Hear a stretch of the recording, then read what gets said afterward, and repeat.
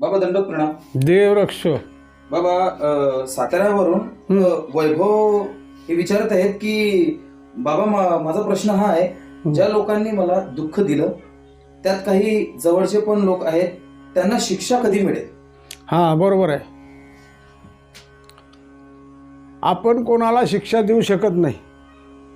आणि एक सांगायचं तात्पर्य, कोणाचा जीव जात असला तर आपण आपला जीव काढून त्याच्यात घालू शकत नाहीत. कोणाचा जीव घेण्याचाही आपल्याला अधिकार नाही.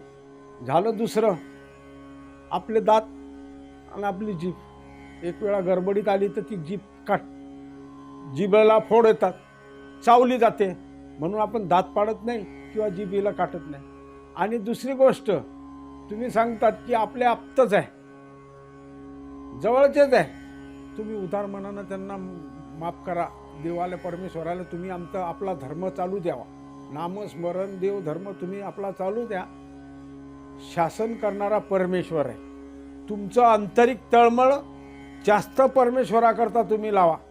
कारण परमेश्वरही समजतील की या माणसाला ज्यांनी दुखवलेलं आहे त्यांना परमेश्वर बरोबर दुःख देणार आहे. तुम्ही आज आपल्या मनातून काढून टाका. आपण ज्यांना आपले म्हणतो, ज्यांना आपलेसे म्हणू वाटते आपल्याला, आणि त्यांनीच दुःख दिलंय, मग ते आपले आहे तर मग त्याच्याबद्दल काय विचार करायचा?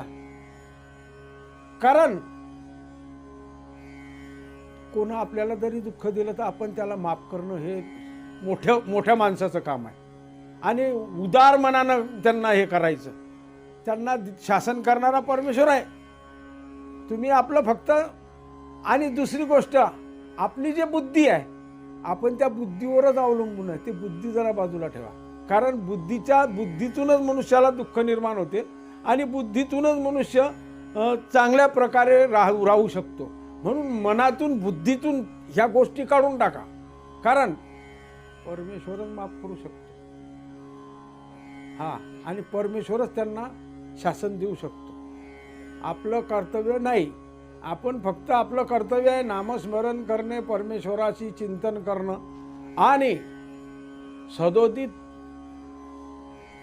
कमीत कमी 3 वाजेला हा जन्म पुन्हा नाही, येथून गेले या ऊर नाही. मनुष्य जन्म पुन्हा नाही. मनुष्य वारंवार जन्म मिळत नाही, आणि येथून गेले या ऊर नाही. म्हणून जे ऊर म्हणजे जे प्रेम स्वामी देतात, देवता देऊ शकत नाही. त्याच्याकरता आपण आपल्या कर्माचं फळ समजून, हे जे आपल्याला दुःख मिळालं आहे हे असं समजायचं की आपल्या कर्माचं फळ आहे, ते समजून त्या बाकीच्या गोष्टीवर माती टाकून द्यायची, आणि त्या गोष्टीला पुनरावृत्ती दुजोरा द्यायचा नाही, आणि आपला मार्ग आपण कंठत राहायचा. धन्यवाद.